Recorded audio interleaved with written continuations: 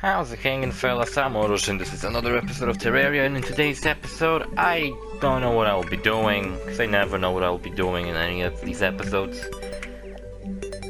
Am I finally going to go and do this stupid tunnel to hell? Maybe, I don't know, I'm going to the left. Like I was in that episode. I thought it was episode 10, where I defeat Wall of Flesh. But I guess it wasn't. Unless I fucking missed an episode where I defeat Wall of Flesh. But I don't think I did because I still don't see on the map. At least I didn't saw a fucking tunnel to hell. So I don't think I did that yet. Also, boss finished these houses. They look really nice in my opinion. So he definitely knows what the fuck he's doing.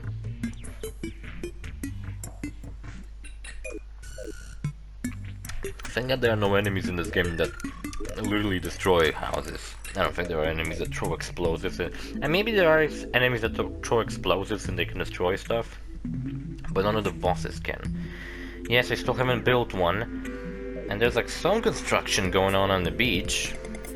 And you know what I figured I will do in today's episode, because it's an hour long and I already had troubles looking at finding any kind of topic to talk about last episode. I figured maybe today's episode I'll just simply keep reading that fanfiction I was reading before. Because I don't know. Oh, by the way, apparently Rocksteady confirmed, or at least teased, that there's some kind of... that they're working on a Suicide Squad game, which was a rumor a while ago that this is going to be their next project, a Suicide Squad game, but then one was like, oh, well, maybe it's a Superman game.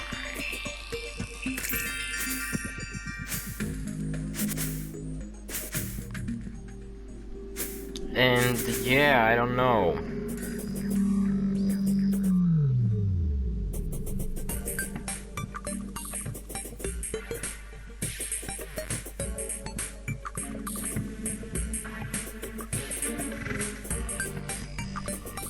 What the fuck is my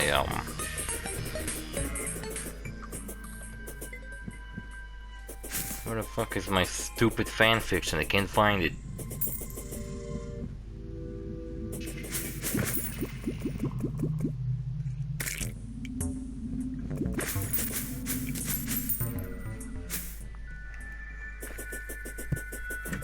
There it is.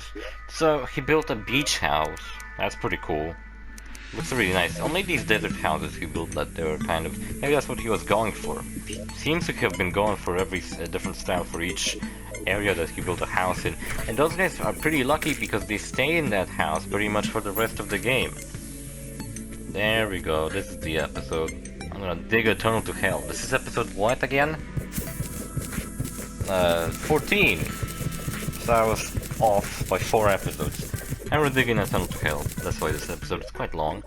And you know what I noticed? The next 3 episodes that I'm going to record tomorrow are adding up to be 3 hours long. The first one's an hour long. The second one is 40 minutes long, which is also pretty long. And then the third one is 50 minutes long, and I'm just like, oh, fuck. I'm already mad about that. Maybe I'll actually manage to finish this fanfiction if I'll have nothing better to fucking talk about. Chapter 4, the first night. His stomach dropped. This was really not the time for Guile to be putting on his creepy act. The darkness had not fully descended, but his ears were suddenly aware of every little noise. The bouncing squish of those blobs was not too far away. The wind was creating a symphony of rustling leaves atop of the trees, and he swore he could hear something else rustling around nearby. Looking to his guide, he wasn't comforted by the icy violence on his face. The small, dangerous smirk that only just touched the corners of his lips. Okay, no sympathy, just tell me how to finish this structure, please. Gal said nothing, his smirk cutting the deeper, colder line into his face, complementing by an unnatural coloring of his eyes. What are guides? Eye color purple? I don't know.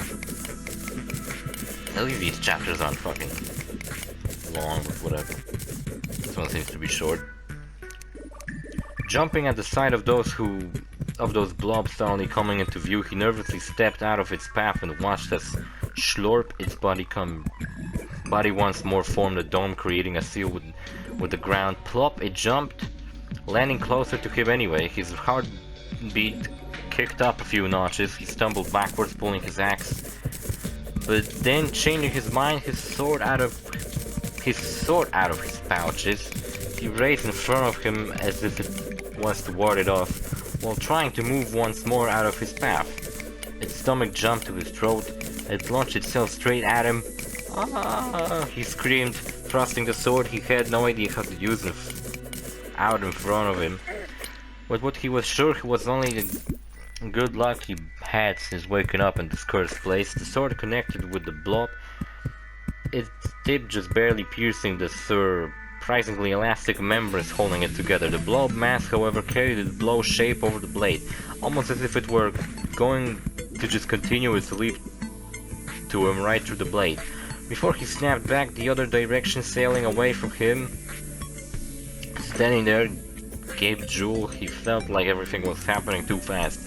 He wasn't sure why the blob was coming at him this time. He wasn't sure if the sword had so much as phased it, and he didn't know if he should run or keep defending himself. That decision was taken from him, however, when the blob launched itself once more in his direction.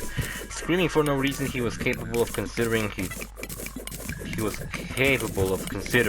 He trusted the sword at the slime again, with thankfully the same result. Strangely emboldened by the act of declining that he was going to take control of something, he charged at the slime, thrusting his sword out in front of him as he ran. That he decided immediately after was a mistake. So what am I doing? I'm in some kind of weird gem underground. I'm still digging a tunnel. There just happened to be water in the way, so I'm exploring a little bit to the side. It wasn't a straight tunnel to hell. It had a little bit of stops where you had to change the direction of the tunnel because I couldn't fucking continue the same way. But I tried to make it as straight as possible so it wouldn't be just a staircase to hell. So, I read that one already. Screaming for no reason, he was No, that I read too. Heaven incorrectly gauged the blob arc, having not considered the possibility that it might have been capable of adjusting its jump, and having absolutely no idea what he was going to do after all. He trusted his sword uselessly below it as things caught him solidly, and the chest snapping the rest of its form violently into his face and upper torso with a force he'd not have imagined something so gelatinous could muster. Like mustard. Also, this whole chapter is going to be a fight with a slime. Is every fight with every enemy in this going to be this detailed? I like it. Also, I never said that fanfiction sucks. I don't know of any Terraria fanfiction. I looked it up and I just started reading this one because it was the longest. And I had a lot of episodes to do, so I was like, okay, I'm gonna read this one.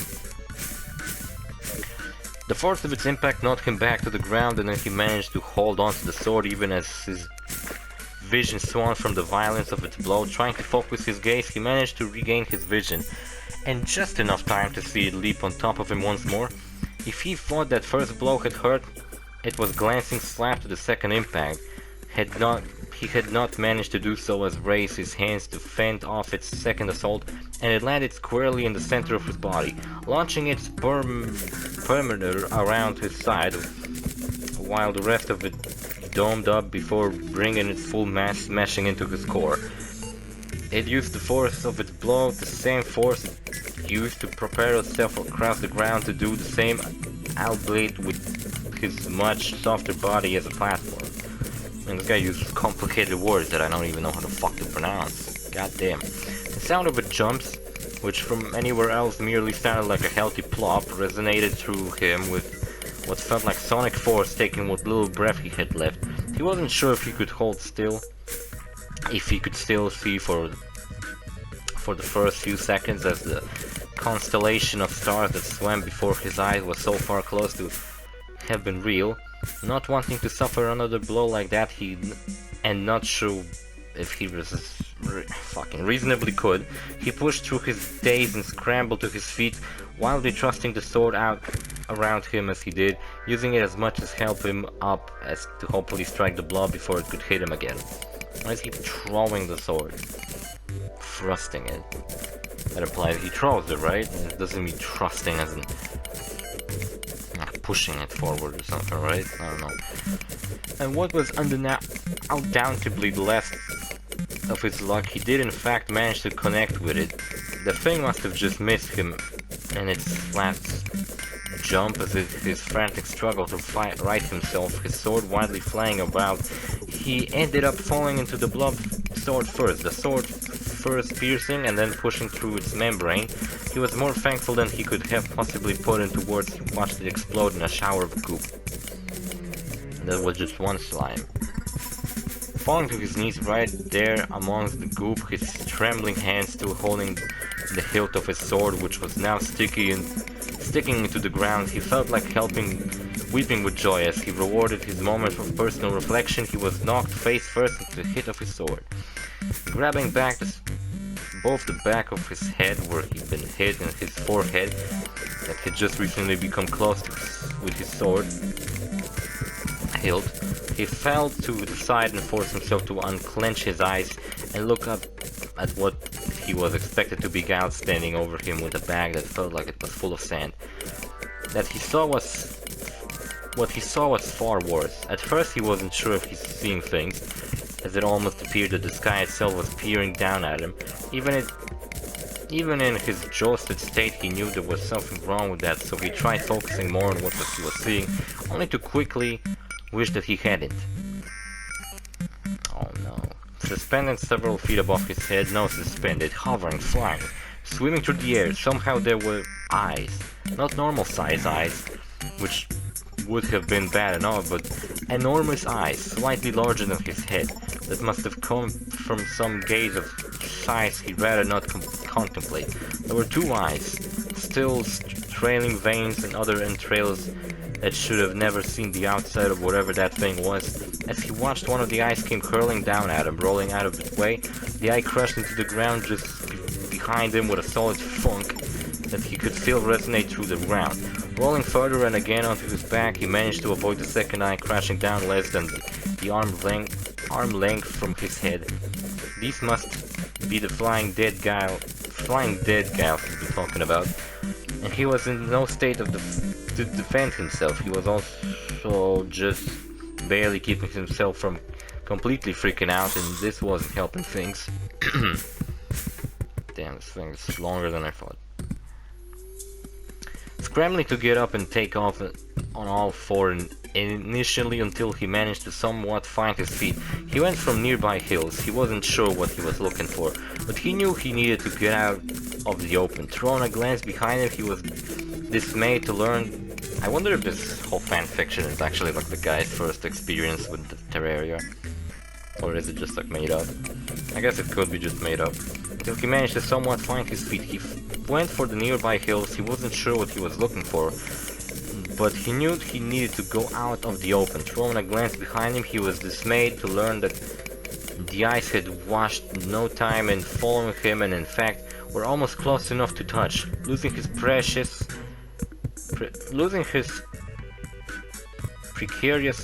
hold on balance in his shock, he went crashing to the ground, further damaging his already wrecked person. Bracing for impact, he was certain he would follow. He was surprised when the ice sailed over him. Having learned his lesson the hard way, he took no time to count his luck and was stumbling off in another direction. What direction? There's only two. This continued for what seemed like an eternity in the night, him running and divining to the ground to avoid the ice, which thankfully did not seem to have an easy time in the air, all the while looking for somewhere to hide. Every dive was closer to his last, and he was slowly losing any hope of making it out this time alive. With his body refusing to respond as quickly as he needed, he was reminded none too gently, mid-back with a force that he was shocked didn't fold him in two. Why slowing down was not an option. How something that seems to struggle through the air managed to present that kind of impact on a moving target was beyond him. Also beyond him, it seemed, was a place to hide. He realized it was a fleeting moment of deeper insanity that even had he wanted to fight back, he left his sword behind, still stuck in the earth where the blob had exploded. Struggling back to move his posture somewhere between a stumble and a crawl, he scrambled once more forward as the second eye came slamming down behind him. Gravity, it seemed, was going to be his favorite this night, for the next time he fell, tumbling down the side of a hill he didn't realize he was on, he went crushing face first into a small cave that he'd not noticed in the first flight. Finding himself thankful for the fickle affection of gravity, he started throwing wood behind him as the opening hoping that the volume of wood, it's not fucking fly in my face. Get the fuck out of here, piece of fucking shit.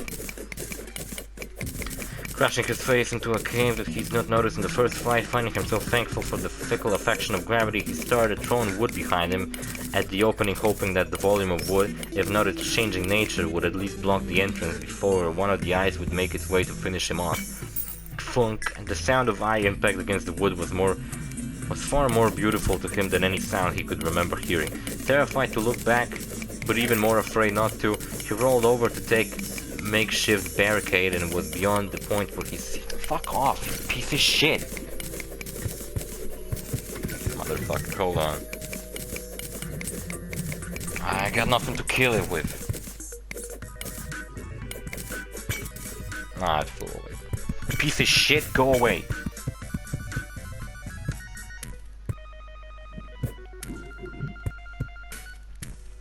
I fucking hate summer. Summer's a piece of garbage. I fucking hate summer. Oh my god, where did I left? Barely visible in the darkness, where he just randomly thrown wood because upset him that you hadn't constantly blah blah blah. No, I didn't read that yet. The sound of the eye's impact against the wood was far more beautiful to him than any sound he could remember hearing. Terrified to look back, but even more afraid not to, he rolled over to take the makeshift barricade and was beyond the point where he was seeing the intersecting beams barely visible in the darkness, where he just randomly throwing wood could upset him. The tears he hadn't constantly conjured could have been joy or fear, or any number of emotions fighting for dominance in the soup of his remaining consciousness, but for the moment he was behind a barricade that seemed to be keeping the eyes at bay, and that was enough. He jumped as an eye slammed into the beam, causing the wood to shudder, before it would wobbly float away, making room for the other two. Fucking, they never shattered wood. He couldn't stop the terror that shot through his spine at each impact, but the wood looked solid enough and seemed to be lying there in the dirt. He wasn't sure he would ever move again, which made it difficult initially for him to identify the screaming and the thrashing that was in fact coming from him as something clamped down on his ankle. Trying to wrench his leg free with energy he did not have to spend, he tried looking down at what held him, but was unable to discern anything more than a share reaching through the barricade. The sound it made, however, were low and dangerous, a moan that seemed to seep out from a beast that had long ago lost the ability to articulate for itself. This must be the Walking Dead. No, this is a zombie. Yeah, what the fuck is he gonna do with a zombie? Stab it? He lost the sword, fucking dumbass. Not even halfway through this episode. Guess I'm gonna read more than one chapter. Wishing he'd not left his sword stuck in the ground and reaching into his bag to find something to fend the thing off with, his hand closed around the handle and he swung. What turned out to be his axe, as the thing grabbed his foot, a single blow was enough to cause the thing to let him go, and as he dragged himself backwards, his heart almost stopped when he felt something cool and solid against his back. He was beyond reasonable reactions. He was beyond fighting. He was far too gone to do any more than squeak out what he thought was supposed to be a scream, as he swung his axe behind him, hoping against hope that whatever it was would kill him quickly. The sound of something shattering and the explosion of light were the last thing he registered before he fell almost feather-like into the endless well of screaming and terror that was his subconsciousness. The world around him was moving away, taking the noises, taking the pain, until it was no more than a doubt of light blinking out where he could no longer make it out in the distance. His last flit of thought was thanks for the peace he found at the bottom of the well. So did he fucking died or something? Chapter 5, the second morning. That's a fucking cool fanfiction. Except if maybe the guy didn't use such complicated strings of words where I can't fucking pronounce them right and I'm reading them wrong. and then I sound like a dumbass that I can't fucking read. Look, I don't read very often, okay? The most amount I read is whenever the game doesn't have dialogues and only has fucking text boxes. That's the most I read in my life. I don't read books. So, you could call me a dumbass. Sure.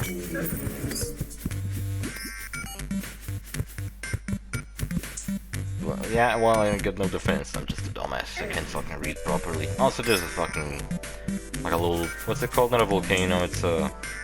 geyser. Blowing fucking lava into my face. Also, I broke something and apparently it's leaking lava into where I wanted to go. I don't think I even reached hell yet. Have I? I don't think I did. Anyway, chapter 5, the second morning.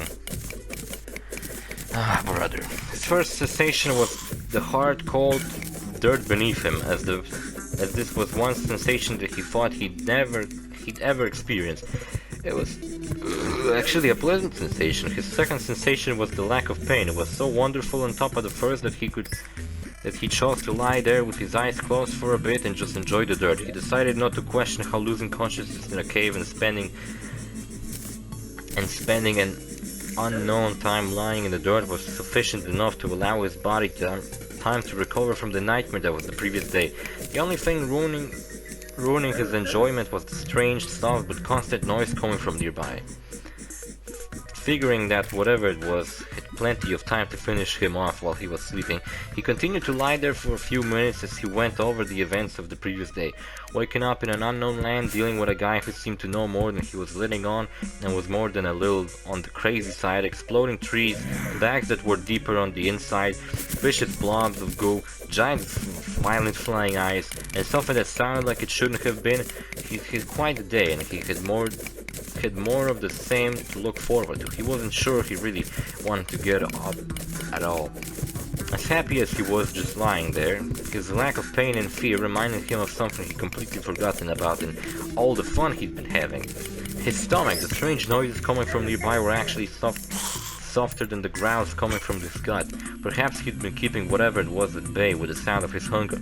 Deciding he should probably get up and figure out what the noise was, before looking for something edible, he slowly opened his eyes and was surprised at how bright it was in the small cavern.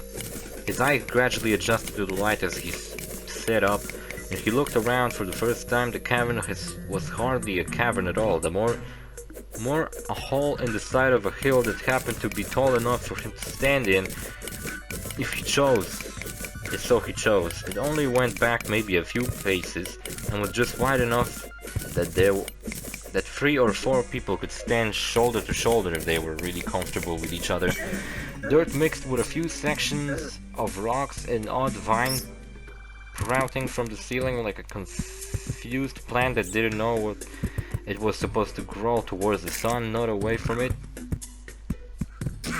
The floor of the cavern was littered with broken shards of some kind of clay container, which had... what the fuck is he? I thought he just respawned. I thought he died in a cave and now he's like describing a completely different place. What the fuck is happening?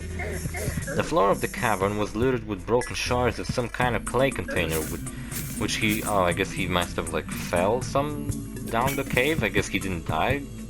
Okay, the floor of the cavern was littered with broken shards of some kind of clay container, which he resonated must have been the thing he backed into before he blanked out. Lying amidst the remains of what was the source of the noise, a few pieces of wood with some yellow glowing goop on the end. The strange thing about this goop, aside from the fact that it was glowing, was that it moved like it was burning. Even though it was obviously still goop, the noise was coming from whatever the goop was going, with its moving and glowing. What? Oh look, I made it to hell. Finally. Music changed, so I did notice. Looking around using the stick, he fully explored a little closer of a cavern, finding nothing else or of even mild interest. He then went up to makeshift barricade in the opening where the sunlight just barely touched. Knowing he just tossed the wood behind him, was strange how well put together the whole thing looked. Interlocking beams of wood about as thick around as one of his legs blocked the entrance, the opening just barely seemed small enough to keep those giant eyes out. The fact that he woke up at all confirmed that there were, but it didn't really look it. he grabbed a hold of one of the beams and tried to pull it loose. It didn't budge, but that he really expected it to. But it had been worth a try. As good as these beams were at keeping the eyes out, they were just as good as keeping him in. Reaching for the axe, he recovered of his so... What am I doing right now? I'm making a big fucking bridge across hell, like I was saying a couple of episodes ago. I was trying to build a bridge across the entirety of hell, but it turns out that the hell is slightly bigger than I thought, so I didn't end up doing that. I end up covering like 1/3 of hell with a bridge like this, so yeah. I guess this is what I'm spending the rest of the episode doing, building a bridge. Ah, shit. He grabbed a hold of one of the beams and tried to pull it loose. It didn't budge, not that he really expected to, but it had been worth a try. As good as these beams were at keeping the eyes out, they were just as good as keeping him in. Reaching for an axe, he recovered of his examination of the cavern. He began working on opening up the barricade. After none too many blows, a cross-section of wood just exploded into the finished-looking wood that came from the trees. One moment there was a solid wall of intersecting beams, with one of them losing very noticeable bites from its axe. The next it was as if the whole intersection had never existed. The beams that had attached it to it were cleanly connected elsewhere, and there was no remaining evidence of their previous connections.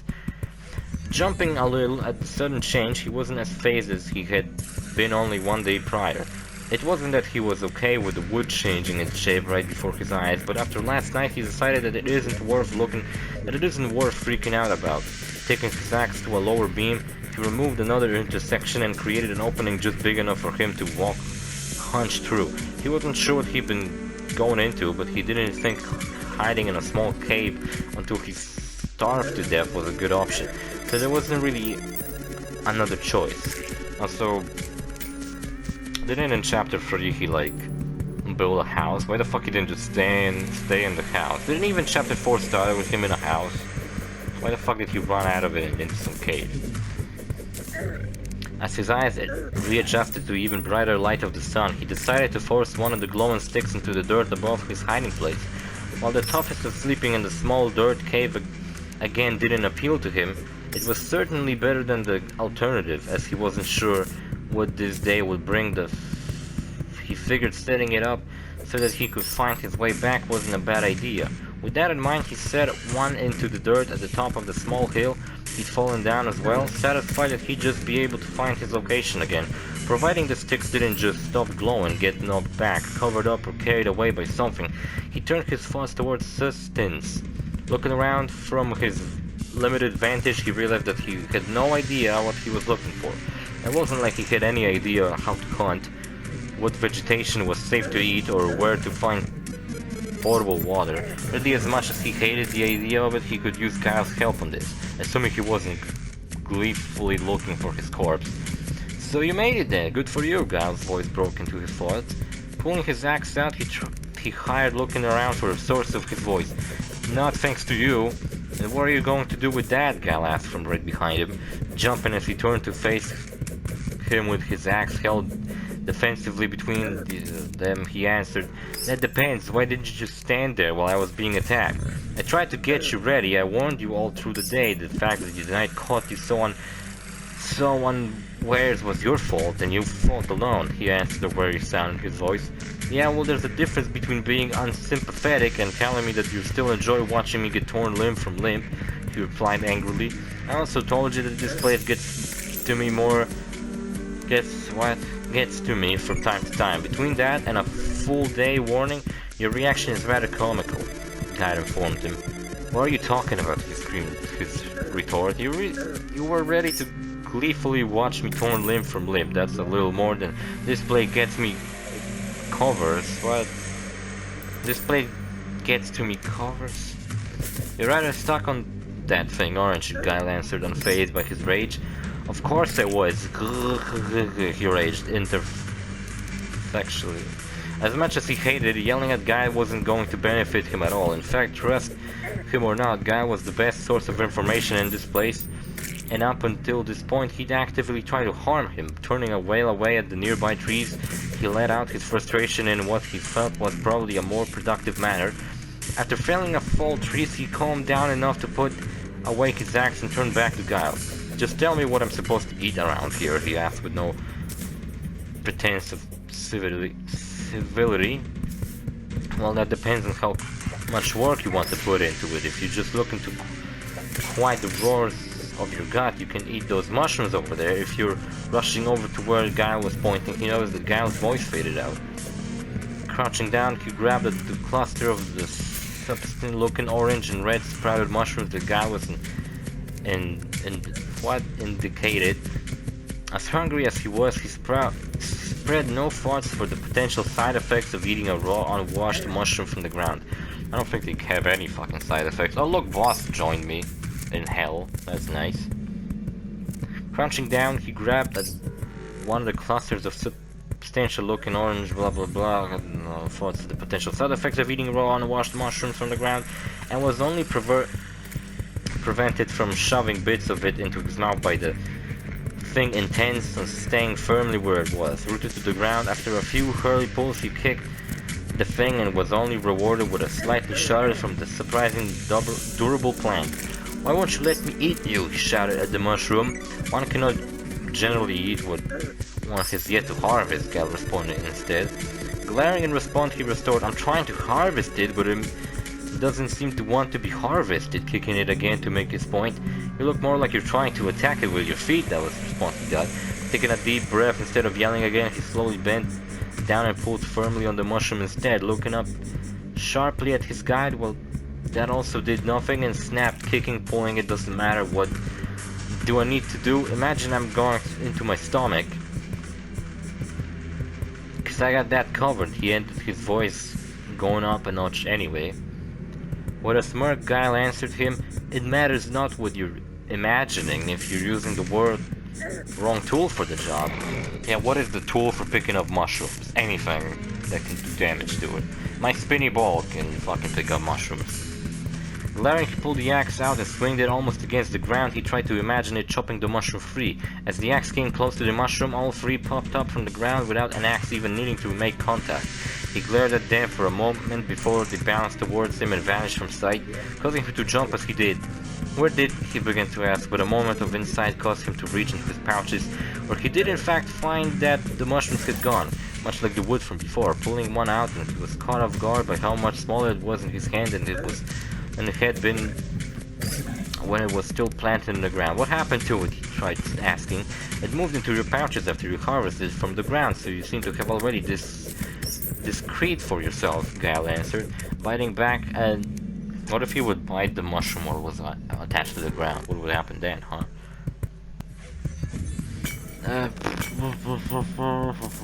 Biting back an annoying response, he instead clarified, what I mean was, why couldn't I pull it up, but all of them just jumped off the ground when I swung the axe at it? And why is it so much smaller all of a sudden? Why did they even question that it's smaller? I'd never even noticed that. Well, then you should have asked that instead, he was answered, causing him to clench his teeth. To the first question, you are not of this thing world, and as such, you are incapable of bringing change upon it without the appropriate tools. As for the second, the mushrooms, much like the wood, is a product of the lad's magic, and as a result, does not need to be in particular size to retain its potency. Oh, that's a nice explanation. This was too much. He decided that now was not the time for ridiculous conversations about tools and changing, and instead decided on a different task. Eating. After waking up hungry, raging at Giles, and then falling a few trees had done nothing positive for his hunger, Giles said that they were safe to eat, and he was in fact trying to silence the roaring of his gut. He decided he didn't really care to think too hard about it. Something fucking happened, or am I seeing things again? Yeah, I'm seeing things again. I felt like flashing lights start to fucking happen. This was too much. He decided now there was no time for ridiculous conversation. He read that already. Taking a bite from the mushroom, he winced as the rest of it vanished from sight. Even then, he continued to chew and swallow the bite he'd taken. The texture was nothing like he expected from something as tough as the mushroom had felt, and though he'd taken a modest bite, it seemed to be an entire mouthful. It was also just barely chewy and most flavorless. When he swallowed it, he was treated with a strange sense that the food was sliding down his throat, as if it had used his swallowing as a cue to head head that way. The timing of it was off just enough, though it didn't choke him, so tried not to think about it too carefully. Why is he describing the process of swallowing a mushroom so fucking much? Come on. One mushroom that was enough to sate his hunger. He couldn't believe it. He had approached the trio of mushrooms expecting to devour them as an appetizer before looking for more, even considering the size they were before. But the mushroom had done it, and there was a strange sensation that the fullness provided at that. He didn't feel as full as if he'd eaten a large meal, but that full as if he'd not been hungry in the first place. As if his hunger just had been washed away. He had no desire to eat even more mushrooms. So with a shrug, he left the other two in his bag. Is there like a fucking thing, like a mode in this game, like a mod, maybe like a hardcore mode where you have to actually eat? About that. How long will these keep in there? He asked, gesturing towards his bag. As long as you need, was Gal's response. Accepting that without question, he decided that now that his hunger was sated, he should probably move up the chain of needs, and as such asked, "So, now are you ready to tell me how to build some place to sleep tonight?" I thought he already did, god damn it. Accepting that without a question, he decided now that his hunger was tasted, he should probably move on. Yeah. I'm not taking the bite, he restored, just yes or no. "Follow me," was the reply. He followed Guile down the hill and through the lightly wooded area. After a little bit of walking, he noticed a clearing up. Is the video ending? No, not yet. Clearing up ahead. Not a natural one, but the remains of his previous attack on the forest. It wasn't as far away as he had thought after the nightmarish race from the evading before. Protruding from the center of the clearing was the beam he'd unintentionally set, and none too far away the sword was still marking the spot where he killed the blob. Walking over to look at the beam, he wasn't as weirded out as he'd been then. So the wood doesn't stop changing after it's been chopped down. I mean, I just threw 2 pieces of wood out here and then this is what I got. Something similar happened to last night when I fell into a cave, except that time a whole barrier popped up. Is that all there is to building a house, throwing wood? He asked. Your question is ridiculous.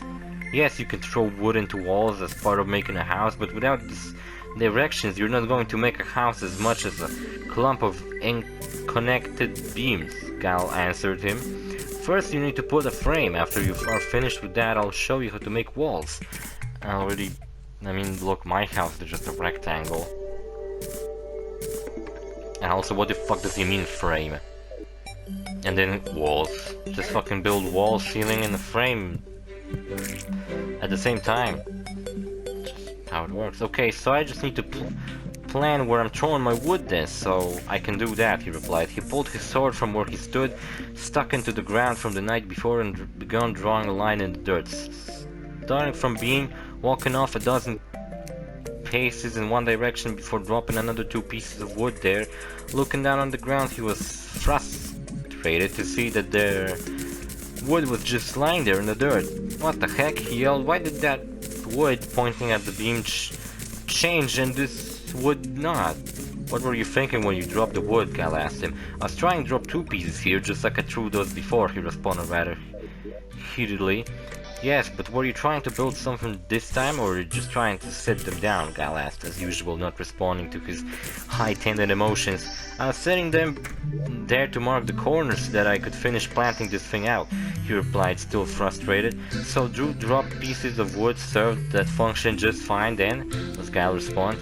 Taking a deep breath, he chose a different tack. Okay then, what should I have been thinking, and how in the world can the wood even tell? You seem to enjoy having me repeat myself. The world is a rich product of magic of this world. It feeds off the magic from an acorn up as much as a responsive attempt at manipulating it. You were intending to use that wood as a maker. It doesn't need to change to serve that function. If you weren't intending to build a corner there, it would have responded to an intent, Guile explained. Ah man, I'm really bad at reading shit. I don't know if I can make it to the end of this fanfic. It's still pretty long. What's the difference? Mark corner? It's the same thing. It's not like it's hard to retrieve the wood once it's built up. He fussed back, losing steam as he did. Intent is the difference. Just like when you were following the trees before, when you were trying to force a change onto them, you did not respond. When you allow your tools to affect the change, it was easily done. You will is important in your actions, as the sooner you learn this, the easier things will be, Gal answered. Muttering under his breath, he picked up the wood and decided to set a corner at the end of his mark before dropping the wood again. This time the wood did indeed respond to his intent and changed into a beam right in front of him. More frustrated than shocked, he continued drawing out the rest of the outline and set beams in all 4 corners. So is that as large as you'd like it then? Gal asked when he set the last beam. No, this is just the entry hall. I figure I should have enough space for my guests to change comfortably before they enter the foyer, he snapped in response. Oh well, in that case, carry on, was the reply. Of course this is the whole thing, he shuddered the expression. How can you go from insisting I build a hole to hide in to asking if I'm building a manor home? Oh really, the episode's running out of time, shit. Guess I'm gonna continue, this is like almost at the end, I'm gonna continue next episode. We ain't got no time. I spent the whole episode reading this stupid fucking fanfiction just because I got nothing else to fucking say. Because I'm a boring ass person and I did nothing interesting in my whole fucking weekend. Where did I finish? Manor home. Something manor home. Alright. I guess I got it. See you fellas in the next episode. Bye.